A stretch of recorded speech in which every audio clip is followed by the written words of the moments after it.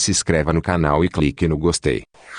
O sol é para todos três. Esquecido do almoço. Ele não tinha almoço nenhum. E não teria almoço hoje. Nem amanhã. Nem no dia seguinte. Provavelmente, nunca na vida tinha visto 3 moedas de 25 centavos juntas. Voltei a tentar. Senhorita Caroline. O Walter é um dos Cunningham's. Perdão. Jean Louise. Não faz mal, professora. Mais cedo ou mais tarde vai ficar conhecendo todas as pessoas aqui da Terra. Os Cunningham's nunca aceitam nada que não possam pagar. Do cesto do ofertório na igreja ou dos vales de compras. Nunca roubaram nada de ninguém e só vivem com aquilo que têm. Não tem muito, mas dá para viver. O meu conhecimento particular da tribo dos Cunningham's, diga-se, na verdade, um dos seus ramos, foi adquirido através dos acontecimentos do inverno passado. O pai do Walter era um dos clientes do Atticus. Uma noite, após uma conversa sombria na nossa sala de estar sobre o morgádio, antes mesmo de sair, o Sr. Cunningham disse: não sei quando é que lhe vou poder pagar, Dr. Finch. Walter, que essa seja a menor das tuas preocupações, respondeu Atticus. Quando perguntei ao genro o que era um morgádio, e o genro descreveu como uma forma de se estar entalado, perguntei ao Atticus se algum dia o Sr. Cunningham ia nos pagar. Não em dinheiro, respondeu Atticus mas ele vai pagar antes do ano acabar. Vai ver. E vimos. Certa manhã eu e o Jean encontramos um monte de lenha para o fogão no nosso pátio dos fundos. Uns dias mais tarde, apareceu um saco cheio de nozes nas escadas lá de trás. Juntamente com o Natal veio um grande cesto de salsa parrilha e azevinho. Na primavera seguinte, quando encontramos um saco cheio de cebolas, o Atticus disse ao Sr. Cunningham que ele já tinha mais do que pago sua dívida. Por que é que ele te paga assim? Perguntei. Porque é a única forma que ele tem de me pagar. Ele não tem dinheiro. Atticus, somos pobres. O Atticus abanou com a cabeça. De fato somos. Jean franziu o nariz. Somos tão pobres como os Cunningham's? Nem tanto. Os Cunningham's são gente do campo, lavradores, e a depressão atingiu-os em cheio. O Atticus disse que os profissionais liberais eram pobres, porque os lavradores também eram pobres. E como Macomb County era uma terra de lavradores, era complicado para os médicos, dentistas e advogados serem pagos em dinheiro vivo. O problema das sucessões hereditárias era apenas uma das muitas aflições do Sr. Cunningham. Os hectares que não tinham sido abrangidos pelo morgádio foram completamente hipotecados e a pequena soma de dinheiro proveniente da sua exploração ia toda direitinha para os juros. Se o Sr. Cunningham mantivesse a boca calada, podia conseguir um emprego através da WPA5, mas a sua terra seria arruinada se ele abandonasse. Por isso, estava disposto a passar fome para manter o seu quinhão e tomaria a decisão que muito bem entendesse. O Atticus disse que o Sr. Cunningham pertencia a uma geração de homens duros. Como os Cunningham's não tinham dinheiro para pagar um advogado, pagaram simplesmente com o que tinham. Sabia, disse o Atticus, que o Dr. Reynolds trabalha da mesma forma. Algumas pessoas, por ajudar num parto, ele costuma cobrar um saco grande de batatas. Agora, senhorita, escute, se me der um pouco da sua atenção, explico-lhe o que é um morgádio. É que às vezes as definições do Jean podem ser muito pouco exatas. Se eu pudesse explicar estas coisas à senhorita Caroline, teria poupado a mim própria alguns inconvenientes e a sua subsequente mortificação. Mas verdade é que estava muito além da minha capacidade de explicar as coisas tão bem como Atticus. Por isso, disse, tá envergonhando ele, senhorita Caroline. O Walter não tem uma moeda de 25 centavos em casa para lhe dar, e além disso a senhora não precisa de lenha para o fogão. A senhorita Caroline ficou impávida e serena, depois agarrou-me pelo colarinho e puxou-me até a sua escrivaninha. Jean Louise, já estou farta de te aturar esta manhã, disse ela. Está entrando com o pé errado em todos os sentidos, minha querida. Estenda a mão. Eu pensava que ela ia cuspir nela,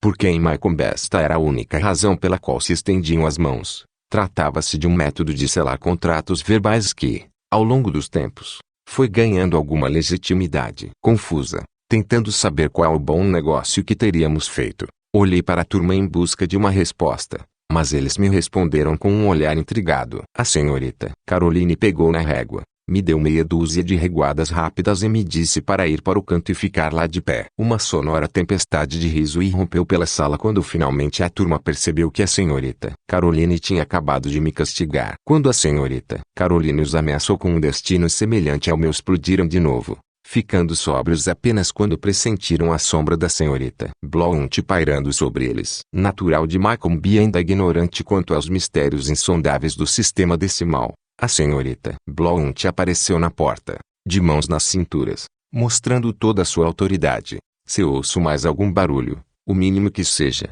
vindo desta sala, faço da vossa vida um inferno. Senhorita Caroline, o 6º ano não consegue se concentrar nas pirâmides com todo este furdúncio. A minha estadia no canto foi breve. Salva pela campainha. A senhorita Caroline observou a turma saindo em fila para o almoço. Como fui a última a sair, via-se afundando na cadeira e colocando a cabeça entre os braços. Se a sua conduta para comigo tivesse sido mais amigável, teria tido pena dela. Ela era amorosa. 3 Confesso que pegar o Walter com Ningon no recreio me deu algum prazer, mas no momento em que estava esfregando o nariz dele na terra, apareceu Jane e disse para eu parar. Você é maior que ele, gritou. Ele tem quase a tua idade, disse eu. Me fez passar vergonha. Escute, larga ele. Por quê? Ele não tinha almoço, comecei, e expliquei a razão da minha interferência nas questões dietéticas do Walter. O Walter tinha se levantado e escutava calmamente a nossa conversa. Tinha os punhos semicerrados, como se estivesse à espera de uma investida de algum de nós. Bati violentamente com os pés no chão para o enxotar, mas o Gen estendeu a mão e me fez parar. Examinou o Walter com um ar inquiridor. O teu pai é o senhor com Ningon de Ousarum? Perguntou ele e o Walter assinou com a cabeça. O Walter tinha o aspecto de quem crescera sendo alimentado só com comida de peixe. Os seus olhos, tão azuis como os do dia Arris, estavam raiados de vermelho e úmidos. A sua cara não tinha qualquer cor, exceto a ponta do nariz, que era de um rosa viscoso. Agarrou as alças do seu macacão, mexendo nervosamente nos ganchos de metal. Subitamente, o Gen disse-lhe com um sorriso nos lábios: Ande, vamos almoçar lá à casa, Walter, sugeriu. A gente ficaria contente se você fosse. A cara do Walter iluminou-se, mas logo de seguida ficou sombria. O Gen disse: o nosso pai é amigo do teu. A Scott aqui é que tem um parafuso ao menos. Ela não vai mais luta contigo. Se fosse você, não estaria tão certo disso, afirmei. A livre dispensa da minha promessa por parte do Gen me irritou, mas sentia que estava perdendo alguns dos preciosos minutos da minha hora de almoço. Pronto, Walter, não vou pular outra vez para cima de ti. Gosta de feijões de manteiga? A nossa Cal é uma ótima cozinheira. O Walter permaneceu no seu lugar, mordiscando o lábio. Então o Gen e eu desistimos, mas quando estávamos chegando perto da casa dos Hadley ouvimos o Walter chamando: Ei, tudo bem, eu vou. Quando o Walter nos alcançou, o Gen estabeleceu uma conversa agradável com ele. Ali vive uma criatura, começou ele cordialmente, apontando para a casa dos Hadley. Já ouviu falar dele alguma vez, Walter? Acho que sim, respondeu Walter. Quase morri no primeiro ano em que vim para a escola e comi as nozes de lá. A gente diz que ele bota veneno e depois as joga pro lado da escola. O Gen parecia não ter medo do Bull Hadley, agora que eu e o Walter íamos ao lado dele. Na verdade, até começou a se gabar. Uma vez eu cheguei a ir até ao pé da casa, disse ele para o Walter. Quem já foi lá uma vez não precisa de continuar correndo sempre que passa por ela, disse eu para as nuvens. E quem é que corre, ó senhorita espertalhona? Quando tá sozinho. Quando chegamos aos degraus da entrada da nossa casa, o Walter já tinha se esquecido que era um Kunningham. O Gen correu para a cozinha e disse a Calpurnia para pôr mais um prato na mesa, porque tínhamos companhia. O Atticus cumprimentou o Walter e deu início a uma discussão sobre colheitas, que nem eu, nem o Gen conseguíamos entender. O motivo por que não consigo passar do primeiro ano, senhor Finch, é que todas as primaveras tenho que ajudar o pai na colheita. Mas agora já há outro lá em casa que tem tamanho suficiente para trabalhar no campo. E pagaram um saco de batatas por ele, foi? Perguntei-lhe, mas o Atticus abanou a cabeça negativamente na minha direção. Enquanto Walter ia acumulando comida no prato, ele e o Atticus falavam como dois homens. Para meu espanto e do Gen, o Atticus estava expondo alguns problemas de agricultura e quando Walter interrompeu para perguntar se tínhamos melaço em casa, o Atticus chamou a Calpurnia, que voltou com o jarro do melaço. Ficou à espera enquanto Walter se servia. O Walter encharcou generosamente os legumes e a carne com o melaço. Provavelmente também o teria colocado no copo de leite, se eu não lhe perguntasse o que raio é que estava fazendo. A travessa de prata tilintou quando ele colocou o jarro sobre a mesa. Ele rapidamente pôs as mãos no colo e baixou a cabeça. O Atticus voltou a fazer novamente o sinal com a cabeça para mim. Mas ele afogou o almoço dele em melaço. Protestei. Encharcou completamente. Foi então que a Calpurnia exigiu a minha presença na cozinha. Ela estava furiosa. E quando estava furiosa, a sua gramática tornava-se errática. Mas quando estava tranquila, A sua gramática era tão boa como a de qualquer habitante de Maycomb. O Atticus dizia que a Calpurnia era mais instruída do que a maior parte das pessoas de cor. Quando ela me olhou com aquele olhar estrábico, as pequenas linhas em volta dos seus olhos ficaram mais carregadas. As pessoas que não comem como nós, sussurrou ela violentamente. Mas você não tem o direito de os deixar ficar mal à mesa quando são diferentes. Aquele moço é seu convidado e se quiser até pode comer a toalha.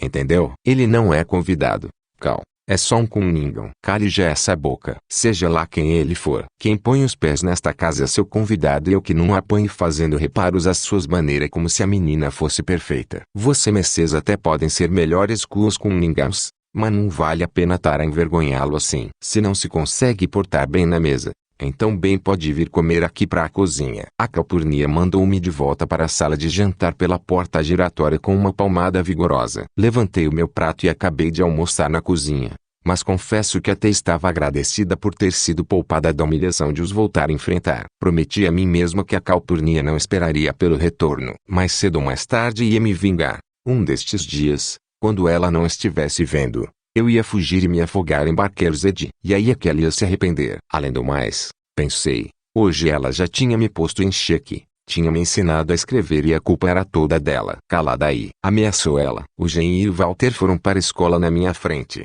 O fato de ter ficado para trás para contar ao Atticus as injustiças da Calpurnia valeu-me um sprint solitário pela casa dos Hadley. De qualquer forma, ela gosta mais do Jean que de mim. Concluí e sugeri ao Atticus que não demorasse muito a despachá-la. Já reparou que o Jean não se preocupa tanto com ela como você? Disse o Atticus com um tom de voz impiedoso. Por sinal não tenho a menor intenção de me livrar dela. Nem agora, nem nunca. Não conseguiríamos passar um único dia sem a Cal. Já pensou nisso? Já pensou no quanto ela faz por ti? Você tem de respeitar ela por isso. Ouviu? Voltei para a escola com um firme ódio da Calpurnia em mente. Até que um grito súbito abalou os meus ressentimentos. Levantei os olhos e vi que a senhorita Caroline estava parada no meio da sala, com uma expressão de horror estampada na cara. Ao que parece já estava suficientemente recomposta do choque da manhã para conseguir vingar na sua profissão. Está vivo, gritou. A população masculina correu em bloco em seu auxílio. Meu Deus, pensei,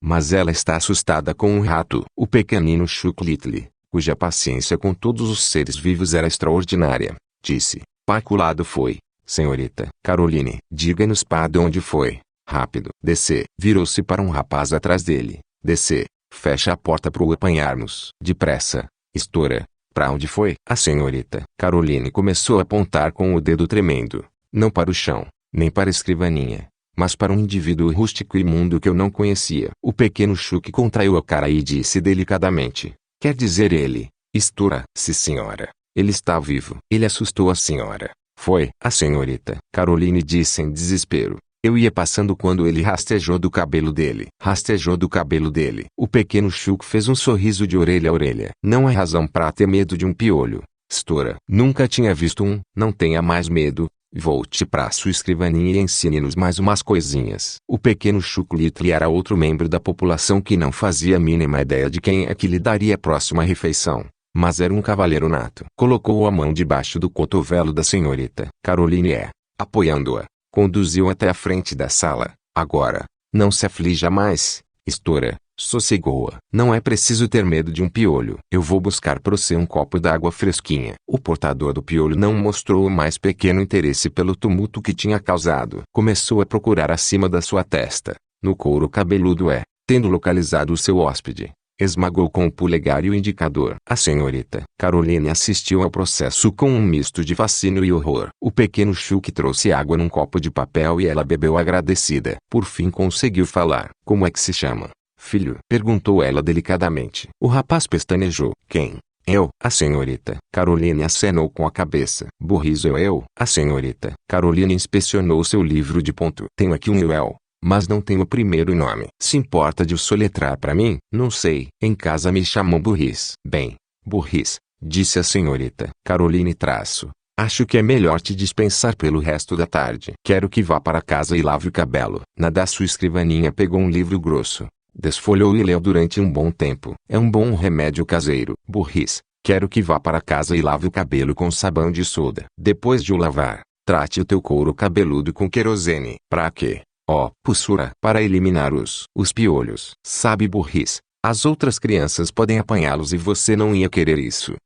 O rapaz manteve-se imóvel. Ele era o ser humano mais imundo que eu já tinha visto. O seu pescoço era cinzento escuro. As palmas das mãos estavam enferrujadas e as unhas das mãos eram negras como a noite. Ele pôs-se a observar senhorita Caroline através de um ínfimo espaço limpo na sua cara, do tamanho de um punho. Ninguém tinha reparado nele. Provavelmente porque senhorita Caroline tínhamos sido o centro das atenções durante toda a manhã. Mais uma coisa, burrice, pediu a senhorita Caroline. Por favor, tome um banho antes de voltar amanhã. O rapaz riu insolentemente. Ouça aqui, a Pussura não tá me mandando pra casa. É que eu tava mesmo pra me pôr porta fora. Já tenho que chegue pra este ano. A senhorita Caroline pareceu ficar um pouco confusa. O que é que quer dizer com isso? O rapaz não respondeu. Em vez disso, fez-lhe uma expressão de desprezo. Um dos alunos mais velhos da turma respondeu-lhe. Ele é um dos Ewells, Istora. E eu me questionei se essa explicação seria tão infrutífera como a minha. Mas senhorita Caroline parecia estar disposta a ouvir. A escola está cheia deles. Vem no primeiro dia de todos os anos e depois não vem mais. A senhora da secretaria consegue trazê-los pra cá porque os ameaça com o xerife.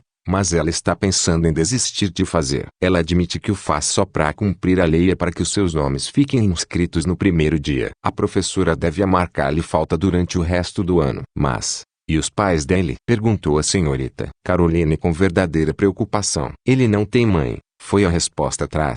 E o pai também não é lá boa peça. O burrizel sentia-se lisonjeado com aquele recital. Há 3 anos que eu venho pra cá no primeiro dia de aulas do primeiro ano, disse ele expansivamente. Com um pouquinho de sorte vão ver que este ano eles até me deixam passar pro segundo. A senhorita Caroline ordenou. Sente-se, burrice, por favor. Só que mal acabou de dizer vi logo que ela cometera um grave erro. A condescendência do rapaz rapidamente se transformou em raiva. Ora vem cá e me obrigue. O Pussura. O pequeno Chuclito levantou-se. Deixa-o ir, Istora, disse. Ele tem mau feitio, muito mau feitio mesmo. É possível que ele arme confusão e aqui há gente muito pequena. Ele era um dos mais pequenos, mas quando o burrizel se virou para ele, o Chuclito lhe meteu logo a mão direita no bolso. Vou te dar uma porrada, burrice. Ameaçou. Olha que te arrebento num piscar de olhos. Vai já é pra casa. O burrice parecia estar com medo de uma criança com metade da sua altura. A senhorita Caroline se aproveitou da sua indecisão.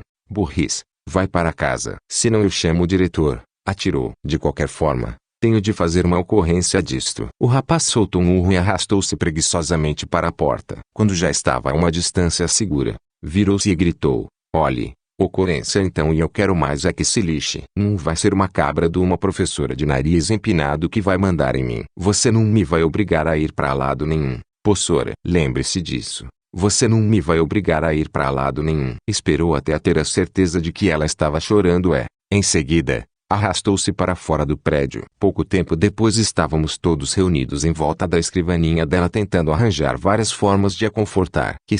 Que ele era mesmo o mal de todo, do mais reles, que não tinha sido chamada para ensinar gente assim, e que as maneiras de Macomb não eram assim, senhorita Caroline, não mesmo. E agora não fique assustada, professora, senhorita Caroline, porque aqui não nos leu uma história. Aquela do gato de hoje de manhã, parecia ser engraçada. A senhorita Caroline sorriu, assoou o nariz e disse, obrigada, queridos. Depois dispersou-nos. Abriu um livro e distraiu o primeiro ano com uma longa narrativa sobre um sapo que vivia num castelo. Naquele dia, quando passei pela 4ª vez frente à casa dos Hadley, 2 vezes a todo gás, a minha disposição era tão sombria como aquela casa. Se o resto do ano letivo fosse tão carregado de drama como o primeiro dia, até era capaz de ser mais. Final da parte 3.